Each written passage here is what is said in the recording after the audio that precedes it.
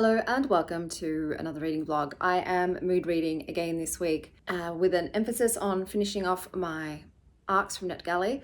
I'm also reading, the book I didn't get to read last week, The Elder Race by Adrian Tchaikovsky. Oh, is that blue in the corner? There we go, let's move it over for blue. She's so cute. The book that I'm currently reading from NetGalley is called Woo Woo by Ella Baxter. And it's about an artiste. She is quite a character. She's a little extra and she's sort of just spiraling at the moment because she's about to release an art exhibition. And it's different. I don't know how I feel about it yet. I'm probably going to have to wait until I finish it before I tell you my thoughts on it. I'm as yet undecided. So I had my date yesterday. I didn't feel any attraction. And also he wants children in about 4 years and I'd be in my mid-40s. And that's not on my life plan at this point in time. But today I am quite stacked. So I am meeting up with Mr. Too Sweet for brunch, a friendly brunch, hopefully. And then after him, I've got another date. So this will be the last date for this little moment in time. This gentleman literally asked me out the same day that we matched. So I do appreciate his eagerness. I think it's way better, to be honest. Chat for a day. If it's decent, just meet up and do a vibe check. Like, you're not wasting a lot of your time then. And if you enjoy each other in person, you can then continue to chat and get to know each other better. So I'm glad that's going to be quick. So yeah, I've got a brunch and then just a quick coffee with them because they're just meeting me on their lunch break. I will reassess after I've taken a break how I'm going to approach the dating. But then I said I've got the little writing my number down tab thing, so maybe that will play out well and I won't need to return to online dating. Who knows? I just got a package. I'm just going to see what it is. I have no idea. It could be the books that I've ordered. Thanks to the viewer who sent me the Amazon gift card because it's an Amazon box. I don't really buy Amazon stuff in general. So I'm assuming that's what it has to be. Yep. Yeah. That's what I thought. I'm like, when do you buy Amazon just for this? So yeah, I've got another book. Oh, it's a bit damaged. Does anyone else? I have found that some of the Amazon books have come a little bit damaged. Like the ones that have I want to show you what this is. The ones that have the paper sleeves on them, the sleeves are all like booked up. But it's okay. It doesn't matter. I'm very happy.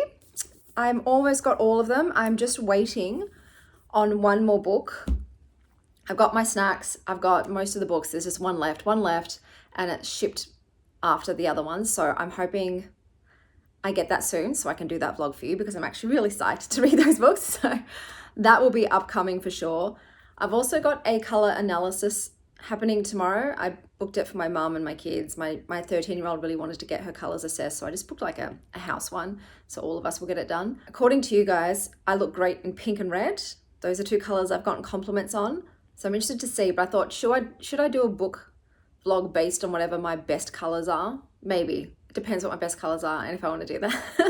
But I was thinking about doing that. So we'll see what happens once I get them done and what the colors are and if I want to make a book vlog out of it or not. But otherwise, I'll see you guys when I've read some more books. I do this a lot. So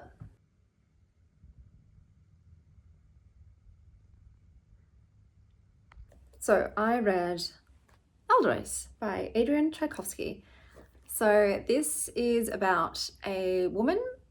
She's the fourth princess. She's got some inferiority issues going on, wants to win her mother's approval, wants to do right by her peoples. And so she goes to petition the Elder. So the Elder is this sort of being who resides on this planet. He's basically a much more advanced human who has traveled to other human-like civilizations as an anthropologist. He's studying their society, their behaviors, their rituals, their relationships, and he's meant to be a passive observer.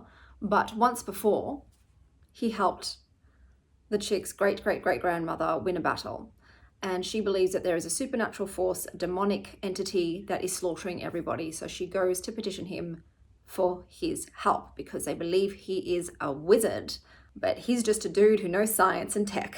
So unfortunately too, his language is obviously more advanced and they don't have words for science. So science is magic to them.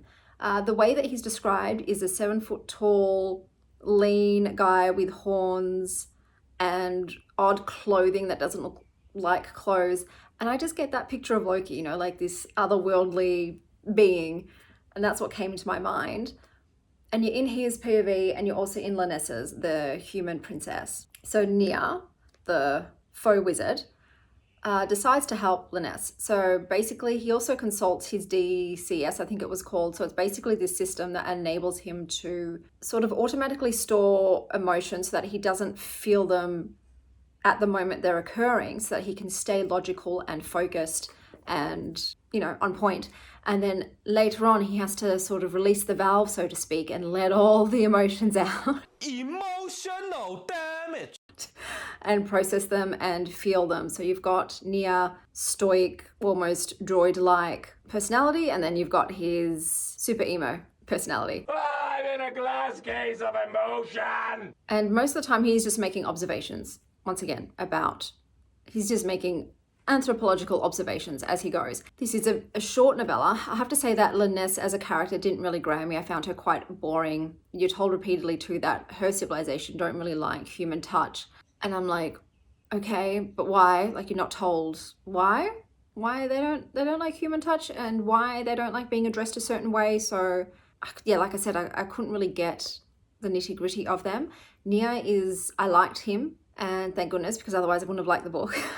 I think you do need to like the characters to like the book. It is interesting. There obviously is that mystery of the demon. However, don't expect answers. Don't expect a super satisfying conclusion. This to me felt like the first chapter of a big book. Like, it's just setting the groundwork of what's going on and then the adventure starts. So that's what this felt like to me. But I still enjoyed it. It's 4 stars. There's a little bit of tension at the end. So at the first, in the beginning, it did feel a bit more like a cozy sci-fi fantasy. But then some stuff does happen. But like I said, I'm left still feeling confused. I don't really understand what this demon thing is or what exactly it wants. And yeah, I was a bit confounded by it. But I don't know, it was fun. Like I said, I think I was just in the right mood for this kind of book. So I enjoyed it. Is there romance? Like maybe the faintest aroma on the horizon from a distant shore. maybe, but you know, don't come here for romance. You're coming here basically for Nia and being in his head and seeing the world from this alien civilization from his perspective. He's very depressed. So, like I said, I'm not joking when I said you get a lot of emo Nia when he lets his emotions out and sits in his feels. Obviously too, it explores themes of loneliness as well, and inferiority and community and all that jazz.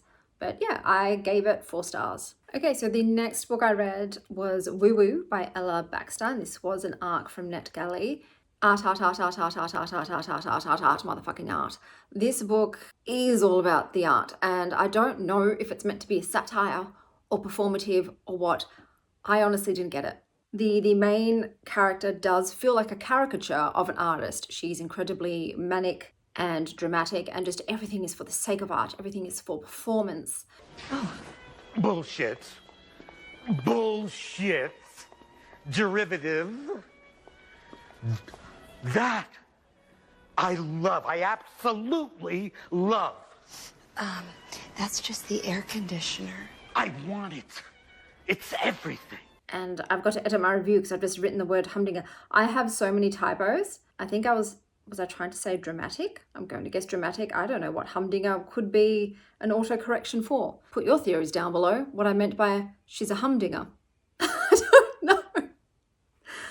I'll say she'll be a difficult person to live with. I do not envy her husband being married to her. Like, she was a bit unhinged. Maybe it's unhinged. Humdinger unhinged. I think we might have a winner there. But there is a sort of like mystery thriller element in that she gets a stalker, but people think that she's just doing a piece, you know, that she's just being performative, because that, you know, how can you take her seriously when all of her sort of art is so shocking and unsettling? So she, doesn't get the proper help that she should with dealing with a stalker. But then she also does really weird shit, like instead of giving the threatening notes to the police so they can check them for DNA and fingerprints, which they've told her to do, she'll like cut it up and eat it.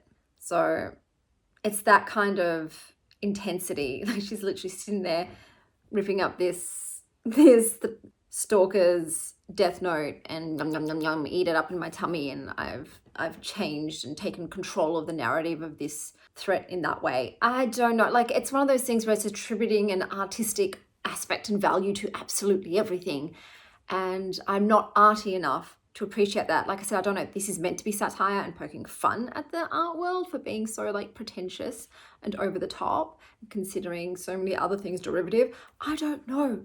I don't get it. I'm not the reader, obviously, for this kind of book. So look, what would I rate it? Like 2 stars. Like, the writing's good, but the characters and the plot and the theme and the subject matter were just not to my taste. I do like the cover. I think that's cool, but I'm not, you know, ooh-woo for woo-woo. That was that. Another book that I've read is The Last Gifts of the Universe. And I don't know if it's Riley August or Rory August, because the 2 covers have different first names. So whichever one it is. And this was on my TBR for this month. And I love the cover.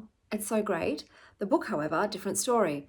Basically, you've got a brother-sister team along with their adorable cat Pumpkin, who sort of act as anthropological scavenger hunters in the universe, trying to find tech caches on dead planets. Something is just completely voiding planets, as in it is not just killing it, it's killing every single life force on the planet. All you have left is like rock. There's no microbes, organisms, absolutely nothing. These planets become just dust bowls that cannot ever sustain or grow any kind of life ever again. And they don't understand why. And they are literally like going throughout the universe. So it's not just a couple planets in their galaxy. They are light year tripping and warping and speed thing, like all with the sci-fi terms. The issue is that there are competing against a corporation that likes to monetize all of these findings and put them behind paywalls. So you've got a very well-funded team of mercenaries beating them to said planets and getting the caches from them, learning whatever that these dead civilizations left behind, and then using that information to generate technology or whatever it is that they then charge other people, other planets in the galaxy money to have access to. So the reasons that these planets have died, does it say that? Wait, I have to check the blurb that I don't spoil anything, because I never remember what's been said in the blurb. Okay, so they're going around world-ending entity thousands of years ago. Okay, they don't really talk about it. All right, can't say what I was going to say. So basically Scout, her brother, and the cat are the good guys in this. I can see that this book was trying to raise a lot of discussions, especially about the theme of grief and loss and corporatism and all that sort of thing. However, none of it held emotional resonance for me. I think it just felt very heavy-handed and overly scripted, as in, let me write this so that people get really sad. So I didn't feel the authenticity in it, as weird as that sounds. I understand all literature is fake, but in this one, it just came across as they were telling me, be sad now. And I'm like, but why? Like, yes, you've written the words that should make me sad, but they're just not giving me any feeling. Like, let's do it once more with feeling. So I would say this book is more about the emotional themes, about, like, you know, humanity and their will to survive and what matters most, than the actual exciting element of them going from planet to planet, trying to beat this other team and extract the information and what's on these caches. Are they going to find out how to beat this alien, that civilization entity thing that is devouring worlds, or not? That's where this book also fell down. Don't expect any answers or conclusive findings and endings in that regard. Like I said, I do believe that this author was trying to hinge it more upon the human relationships, or like human-like relationships. Basically, the premise is sentient beings feel love and grief. You don't have to be human to feel these things. It's a universal thing amongst sentient beings. But it wasn't interesting. But the biggest issue I had with this book, the biggest issue was the cat. These mofos put this cat in so many endangering situations. One of the mercenaries says to them when they run into them and they see that they've brought their cat on planet, space is no place for a cat. Exactly. Exactamundo. The amount of times that this brother and sister endanger the life of this cat is too damn high. They have literally got to be the most irresponsible pet owners in the universe. Leave the goddamn cat on the ship at the very least. Like, don't even bring your cat on these hijinks where you could possibly come across this planet-destroying alien. Like, it'll be safer at home, but at the very least, safer on the ship than on planet. Just every time the cat almost died was so upsetting for me. I got so angry. I'm like, this is why you don't bring a cat with you into a dangerous situation. I couldn't. Pumpkin deserves better. Pumpkin deserves so much better than these two clowns. So look, I've given it 3 stars. That's probably generous because of how much I hated that the cat was being taken down into like tunnels into the center of the earth and was having to flee danger and be rescued, and I just it was no. So I think you'll like it's got good ratings though, so like I said, don't listen just to my trash talk. These are my personal opinions. It is a sort of just planet to planet scavenger hunt, like let's go try and race them to the next planet and get to this thing in time before they get to it, whilst trying to learn about this ominous threat. But like I said, don't expect a conclusive ending at the end of the book. It's not. So that was that one. I am about to start Kittentits. I think that's what inspired this outfit today. So I'm starting Kittentits because it did not win in the book poll for the next Wild Ones book club. So I thought may as well read it. And I'm having almost 0 expectations because it's got like a 3.2 on Goodreads, which is pretty.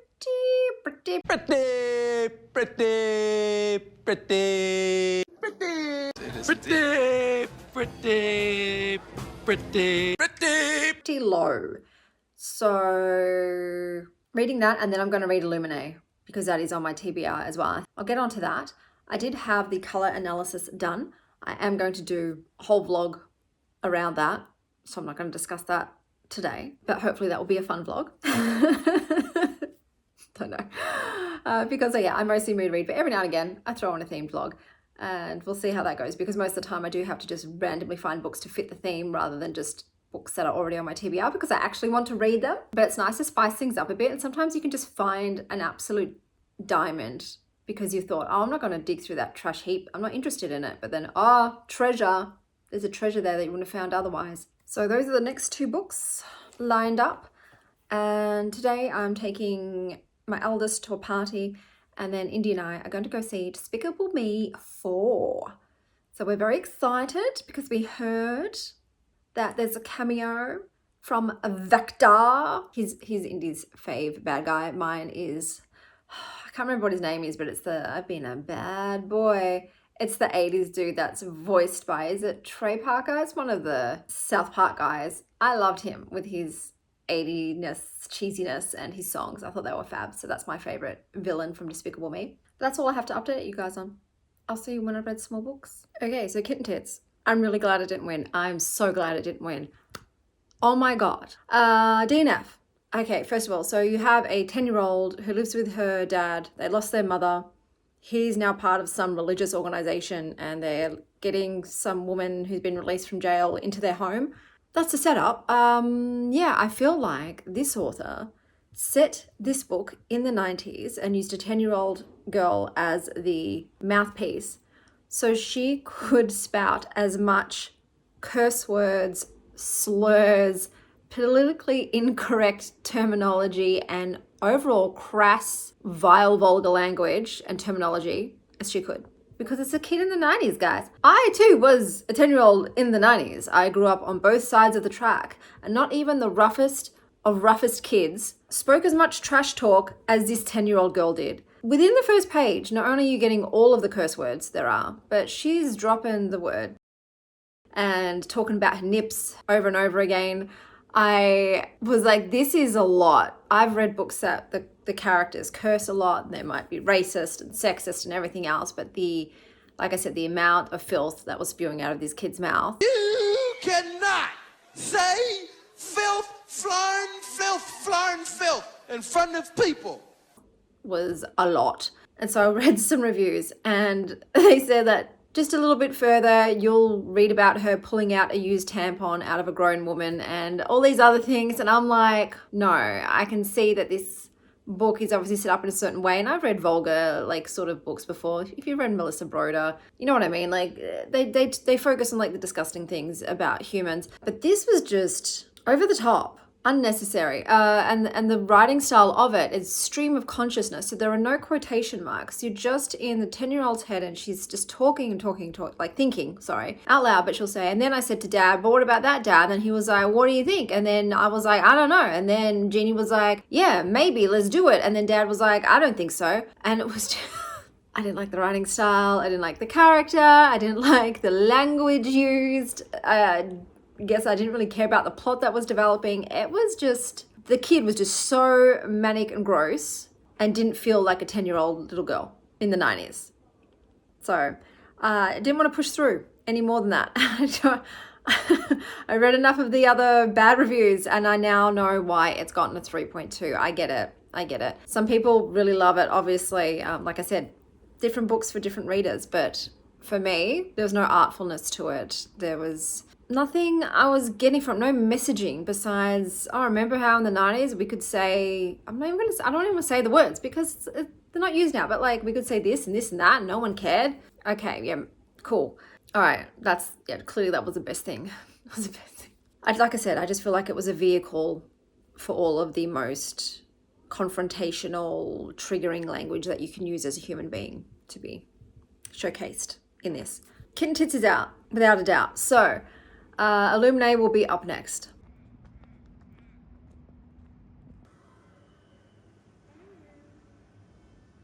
Phone gets missing. I know.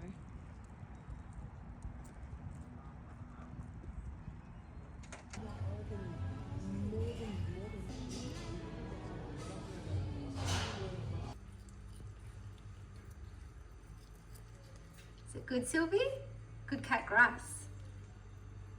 Hello guys, so went and saw Despicable Me 4 yesterday. The best scene was one with the tween and her cat. That was hilarious. It was decent. It's not my favorite Despicable Me, but still enjoyed it. Today I'm taking my tween and her friends to Westfield to go shopping because that's their favorite thing to do, shopping. We're gonna go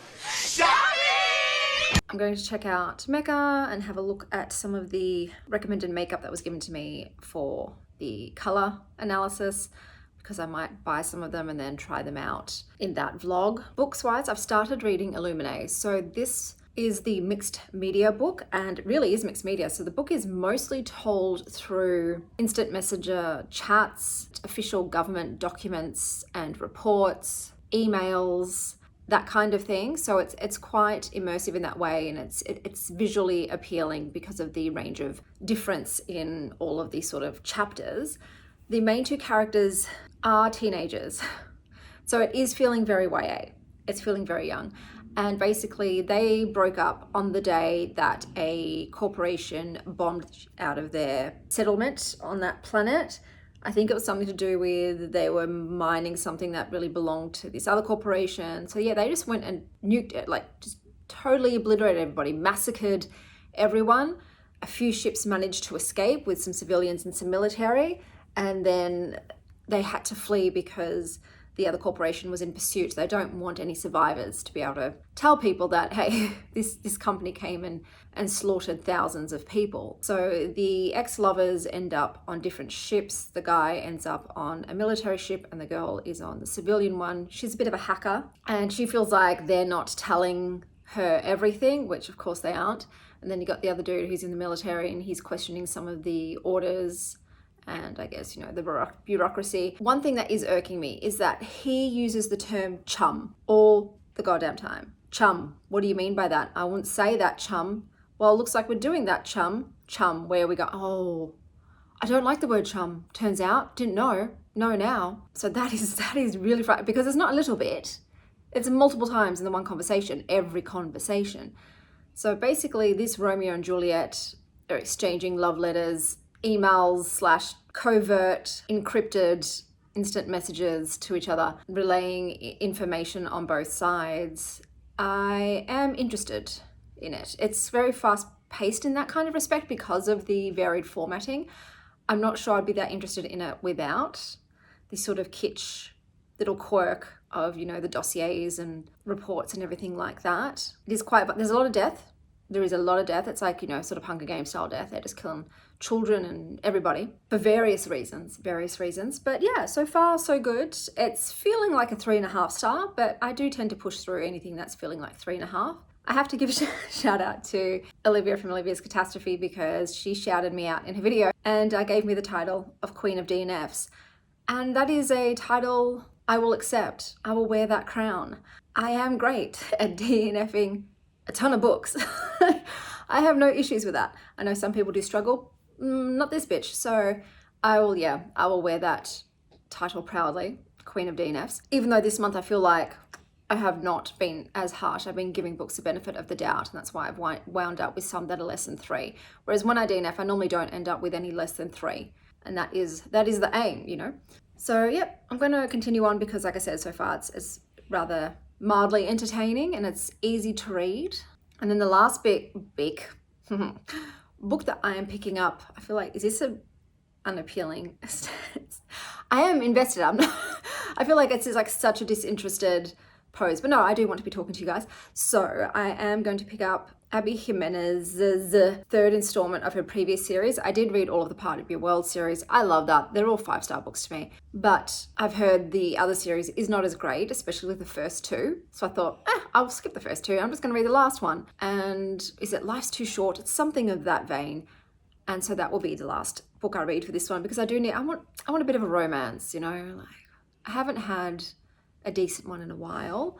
So I thought I would give that one a go for this vlog. So those are the last 2 books. I feel like my hair is Jekyll and Hyde. This one always just like, it goes out, and this one, ooh, so sad. So normally I do the tuck to try and even out the... Oh, that's a cackle. Approaching my crone years, bruh. So that's kind of more even, right? I don't know. I have no hair skills. The next time you see me, I'll be talking to you probably about the last 2 books, because I don't think I'm going out until Wednesday. So I'll have a full day tomorrow to read. Even though I've got kids sleeping over here tonight, they are getting picked up at 10:30 tomorrow. So I'll have a decent amount of time to myself.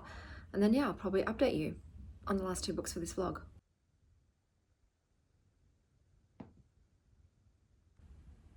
Oh my god, guys,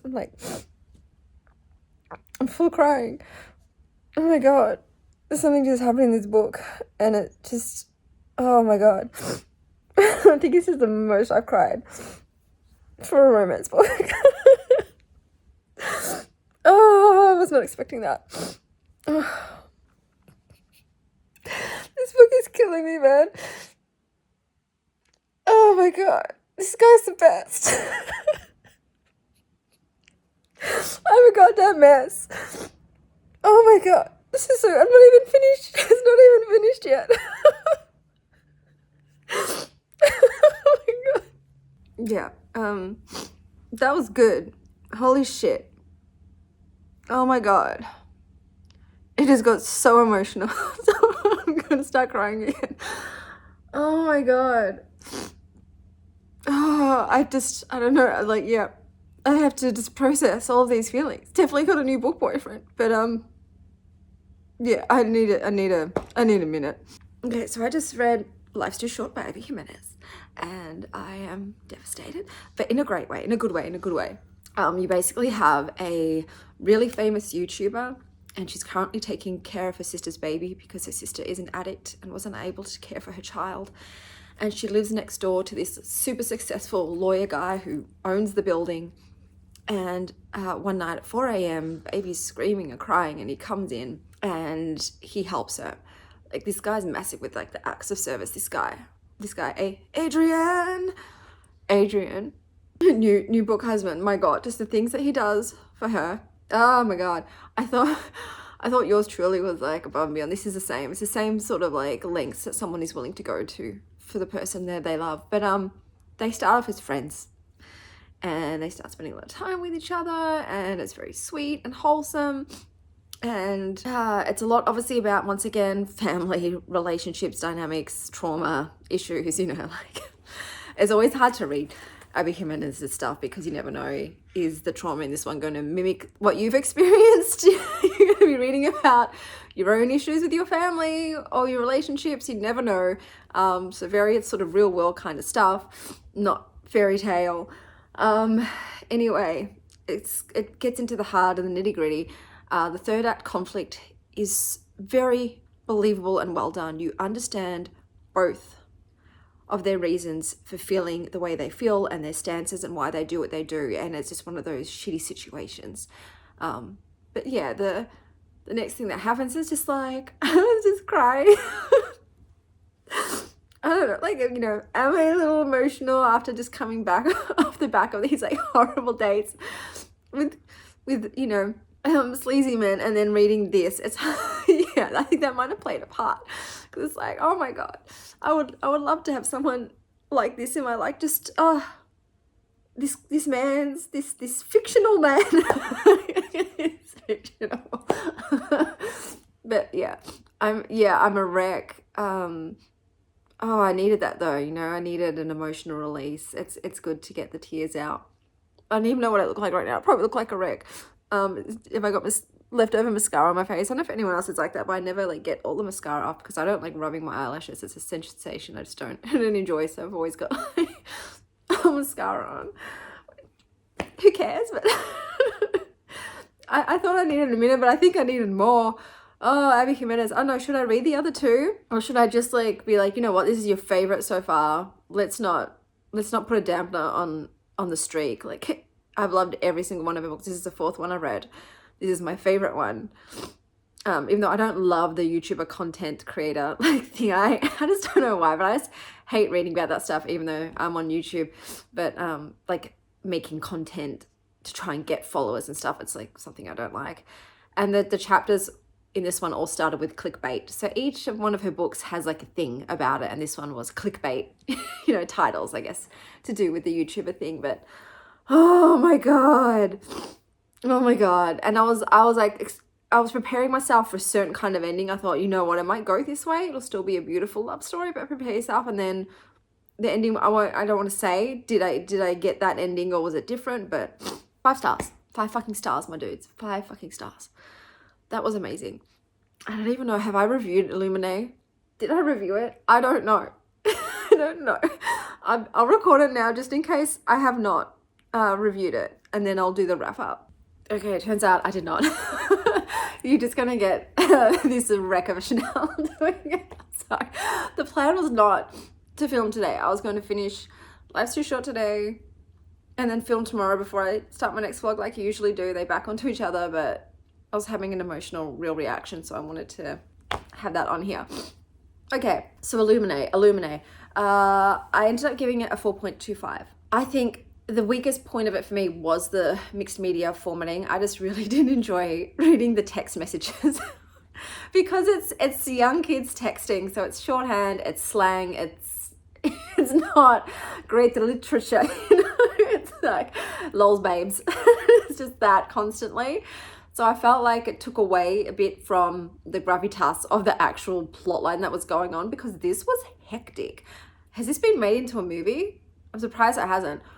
This ended up being like quite intense with everything that was going on. In terms of just the body count in this is so high, and there's like threats from all different angles and things going on.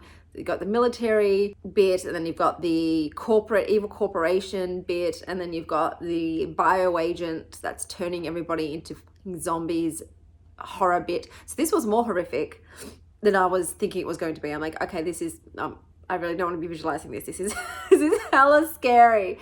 The love story, obviously, it was, yeah, I just didn't feel it. I'm sorry, I'm too old. They're so young, and like I said, this just to see them communicate mostly via text. It wasn't very romantic, but you know, they did have a little Romeo and Juliet style thing going on. And it does continue. I'm not going to continue on the series because, like I said, just the way it's written, I don't enjoy it that much. It was interesting and novel, so kudos for originality. But yeah, this was mostly for me all about the plot. Like the plot was fantastic. Really enjoyed that. So that was a 4.25. So I feel like I'm such a snotty mess right now. Okay, let's talk about all the books that I read. Is that what I read in this one? Oh my god, it feels like a lifetime ago. Okay, so I read Woo Woo. I gave it 2 stars. Elder Race, which I gave 4 stars. The Last Gifts of the Universe, which I gave 3 stars. Kittentits, which I DNF'd after, I think it was 30 pages. DNF. Illuminae, which I gave 4.25. And then last but not least, we have Life's Too Short, which it is. I highly agree with that sentiment, guys. Don't put things off. Do them now. Use up your good shit. Take the leap. Do the stuff. Say the words. You don't know when your time is coming. It could be tomorrow. You might not wake up tomorrow. This could be your last night on earth. So I always think, obviously, we're not going to throw all of our financial caution to the wind, because if we are here tomorrow, we've got bills to pay. But, you know, wear that nice dress. And like I said, send that text. Step out of your comfort zone. Just try and soak it all up, you know, while you're here. That was Life's Too Short by Abby Jimenez, which I gave 5 fucking stars. Yeah, I think that's probably my favorite contemporary romance book of this year. I need to go and sit on the couch and stare out the window and play with my little thingies here until I feel all settled. But this was a really good week for me. Let me just have a look at that. Yeah, okay, we had 1 DNF and then the 2 star, then 3, 4, 4.25 and 5. So that was pretty decent amount of good books. And I think the next video I'm going to be filming is the colour one, because the clothes I've ordered have come, so it will be done. But until next time, stay wild, live wild, star child.